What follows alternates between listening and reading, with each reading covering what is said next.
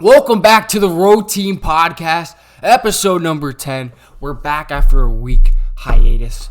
It's unfortunate, Fortunate we missed last week, but we're here today. It's not about counting what happened in the past. It's about showing up now. I don't even know what I'm saying anymore. This is Penguin Pods, and we're here with our 10th ever episode. We're talking the playoffs right now. Gotta rep the Riders. I own stuff from 3 teams. I am a Tiger Cats fan. I always will be a Tiger Cats fan. I just need the Riders to win. Supporting Bar Nation, my boy, and just gotta support the CFL down here in the States in any way that you can. You will never catch me wearing an Owls, an Argos, or a red-black shirt on this podcast. I promise you that, unless I lose a bet. But without further ado, let's just go ahead, break it down like we normally do. Recap of the previous week, which will be the semis. We'll talk about some MOP talk, and then we will get into the matchups that lie ahead of us. So make sure you leave a like and subscribe. And here we go. First game, there were 2. The Eastern semifinal game between the Ottawa Redblacks, the undeserving Ottawa Redblacks, and the Toronto Argonauts, who have been playing insanely well. And this game was an interesting one. I only got to really see the first half of this one. Got to see the highlights of the second half, obviously. But Ottawa, very, very different game than the game they played just the week before. 2 weeks before, actually. The game 2 weeks before that they lost 38-31. That game, they got off to a completely slow start. This one, not the same. Got on the board early, got a lead. Absolutely dominated time of possession, but Toronto hit a couple of big plays. Big play to Mackay Polk, another big passing play. They're hitting home run ball and we're scoring. And even though I think they absolutely dismantled Toronto in time of possession in the first half, it did not matter. At halftime, this was a 23-20 lead for Ottawa. They were able to get on the board really late with a Jalen Ackman touchdown, but you'd think with time of possession, it'd be a little bit of a different story of what the score was. And then Toronto, full pedal in the metal. They ran away with this one. They made the score look a lot uglier than I guess the game actually was, with 2 pick sixes down the stretch to close it out in the fourth. But this was an all-around dominant performance by the Argos at home. And is a huge game for Mackay Polk. Huge game for Chad Kelly. 4 touchdowns, 358 yards. Polk with 4 balls, 158 yards, catching a couple of really big ones. DeVaris Daniels with a 2-touchdown game. Drew Brown threw for a bunch of yards. He also threw the picks at the end. And Ottawa's going to lose. Obviously, Ottawa not the same defensively without Ardarius Pickett. That's kind of where they spiraled out of control. Have not really gotten consistently good play from the quarterback position. This is a team that I'm being honest, of course I'm being honest. This is a team that unbiasedly I don't think deserved to be in the playoffs.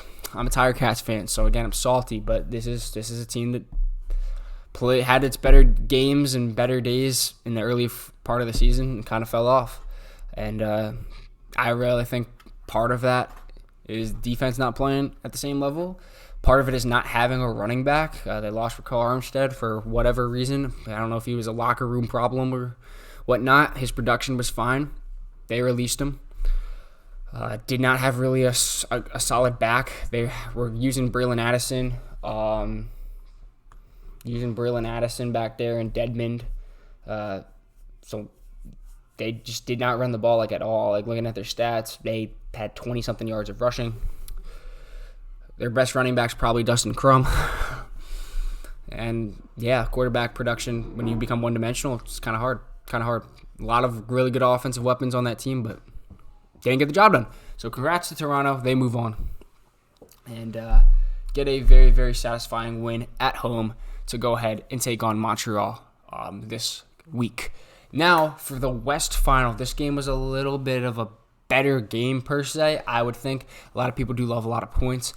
I think Saskatchewan and BC, great storyline coming in this one with Vernon Adams coming back. Possible last game as a BC Lion, fighting to keep his team afloat. And Saskatchewan, very, very dominant. in the second half of the season, almost being able to come all the way back and take the number 1 spot back from Winnipeg if it wasn't for a mysterious wind a couple weeks ago. But Saskatchewan, in a low-scoring affair at first, and took care of business.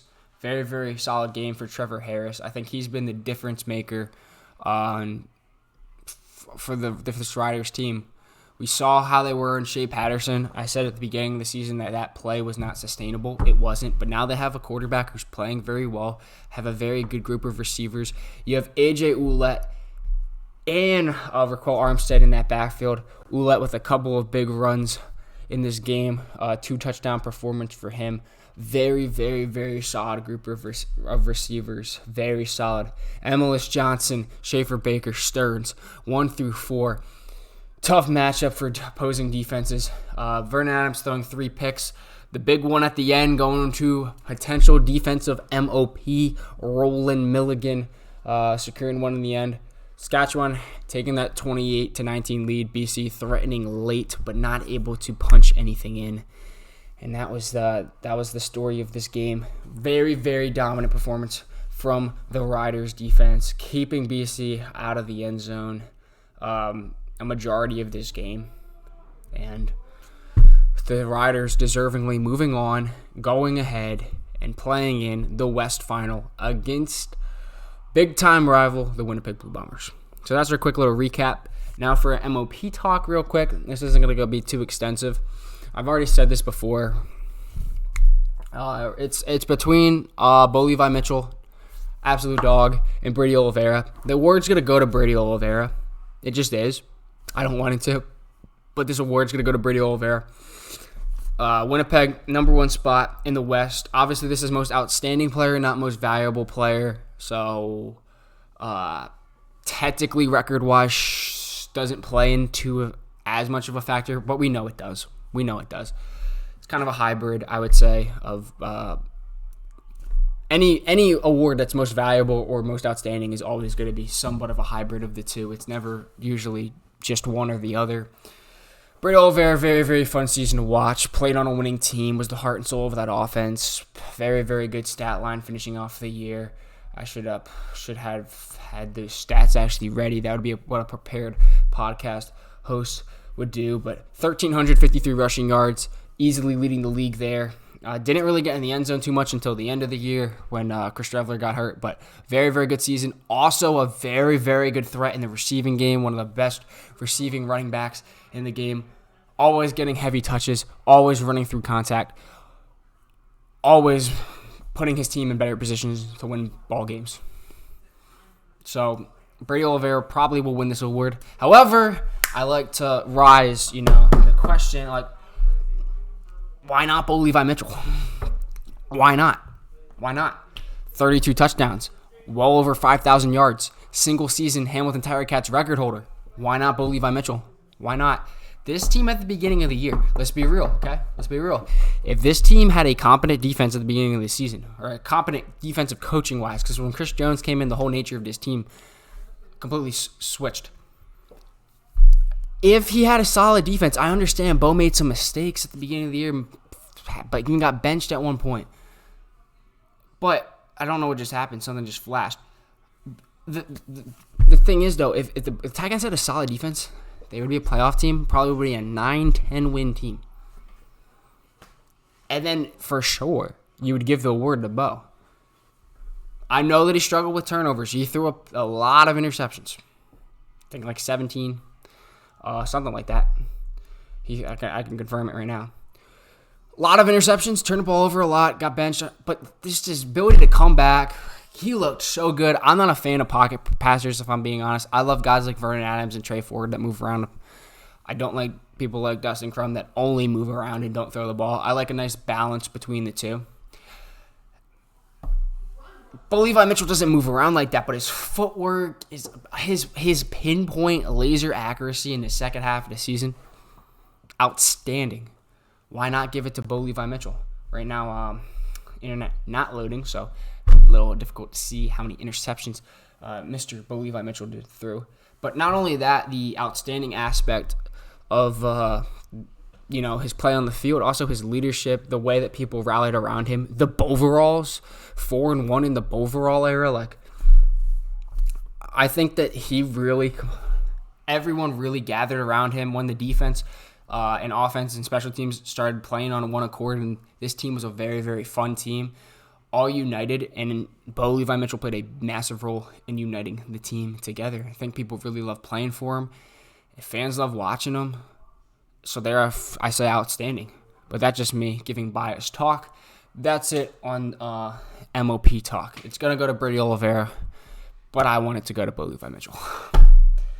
And now, I guess for the meaningful information, if my internet ever loads and I find out actually how many interceptions Bo Levi Mitchell threw, I'll say it. But for now, we'll just go and move on. We have the Eastern Final and the Western Final tomorrow. Very, very excited for the Western Final in particular. The Eastern Final, I don't know what it is. Maybe it's because I don't like both teams and I don't like their stadiums, either one of their stadiums, like a ton. Game will be in Montreal this time around, which I guess is a little bit more bearable than Toronto's. Toronto's field is just not my favorite. But yeah. I love watching the West teams play. Two East teams that are not Tigers. I don't know, but it's still gonna be an entertaining game. I'm not saying it's not gonna be entertaining. Montreal, Toronto. We have two teams in interesting directions right now. Montreal, I don't really know what to think about them. They got out to a very dominant start, picked up where they left off last year, and then captured the Eastern Division, and then kind of just fizzled out, just mellow yellow, like just a mediocre team from that point on. They finished with a good record of 12-5-1. This team wasn't like dominant though the whole year, and obviously they rested got a lot of work in for Davis Alexander at the end of the season. Were wise with their usage of their starters. We didn't really see, I guess, the full Alouettes team always. We know they have a good defense. We know that Tyrese Beverette's one of the best defensive players in the game, and he's leading a very elite defense. I don't really know what to think about them. Toronto obviously has won throughout the season, have had some better moments than others, but they're playing very well right now. Chad Kelly is looking really, really good. I hate to see it, but Chad Kelly is balling out. It's the reason he won MOP last year. His just ability to kind of move around and effortlessly chuck the ball 30 yards down the field. He has some solid threats at receiver position and is really finding good chemistry with Mekhi Polk. Defense isn't playing terrible right now. Have Wyndham McManus is playing very well. Secondary is playing solid. The line's playing solid. I think Toronto should be favored to win this game. I don't want them to win, but I think that if I'm going to be unbiased, I think Toronto pulls away and wins this ball game. I don't want them to. I think they're going to win, though. And that's just, it is what it is. I haven't seen a hungry Alouettes team in a while. We have DeMonte Coxey and Austin Mack being game-time decisions tomorrow. That's just another detail that's involved here. But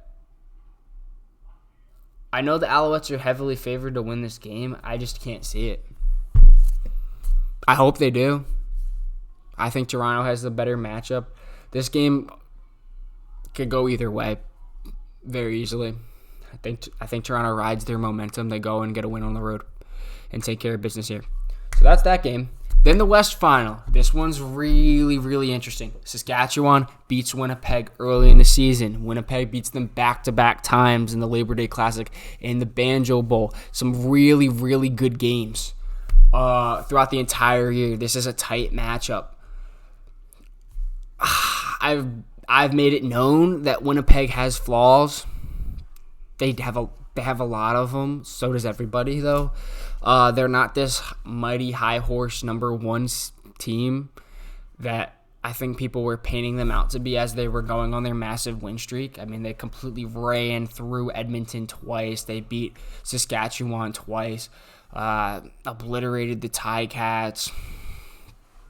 I think this team, if the Riders D comes to play, is going to have trouble.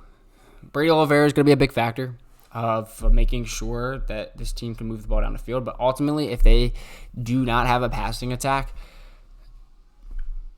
Saskatchewan, I would favor them to win this game.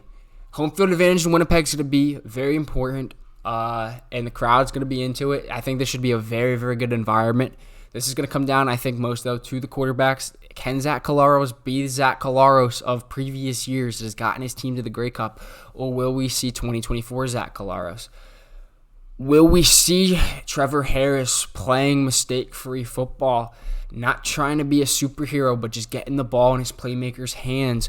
Will we see a running game from Saskatchewan? Will we see AJ Ouellette be AJ Ouellette in November? A lot of good questions. I think Saskatchewan has a very, very good secondary. So does Winnipeg. So it should be interesting. There's going to be a lot of pressure on these quarterbacks. And I think it comes down to who makes less mistakes. Both these teams very, very good at creating turnovers. Who makes less mistakes and who could not be one-dimensional. If you make someone one-dimensional, it's going to be problematic. The road to beat Winnipeg is obviously getting a lead early. I don't think Saskatchewan's going to be able to just get a lead and keep it.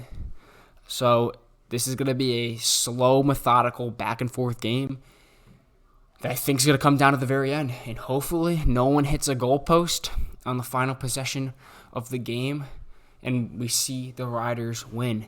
And if that happens, and if the Riders win, I picked Toronto in the other game, but my hope and dream is for the Riders to win and the Owls to win, and we see Cody Fajardo and Trevor Harris playing against their previous former teams. Obviously, Trevor Harris has played like literally everywhere, but the two quarterbacks kind of replaced each other. Cody Fajardo, most known for obviously being Mr. Goalpost himself on the Riders. So I would love to see that matchup. I think that would be the most fun matchup. If it's Winnipeg and Toronto, I'm going to just be upset. It's going to be like Dodgers and Yankees in the World Series. I just knew it was inevitably going to happen. I didn't want it to happen. Any other matchup would have been super cool. In this same case, I will take Winnipeg and Montreal. I will take Saskatchewan and Toronto. And I want Saskatchewan and Montreal. I just don't want Winnipeg in Toronto, but I feel like it's going to happen. We'll see. But yeah, that is our little analysis. If anyone watched this, let me know what you think. What are your picks? Which game are you more excited for? Who do you think are going to be X factor players in each game? Who do you think going over 100 receiving yards? Just questions. But that's gonna be it for this podcast. I appreciate everyone being here for the double-digit episode number 10. Who thought we were gonna make it this far back in September? Episode 1, sentimental episode. We didn't know if we were gonna be making more or not. I was hoping that we would be. But here, episode 10, we missed one, but we're back. I appreciate everyone for stopping by. And this was the Road Team Podcast. Signing off. Have a wonderful playoff divisional round weekend.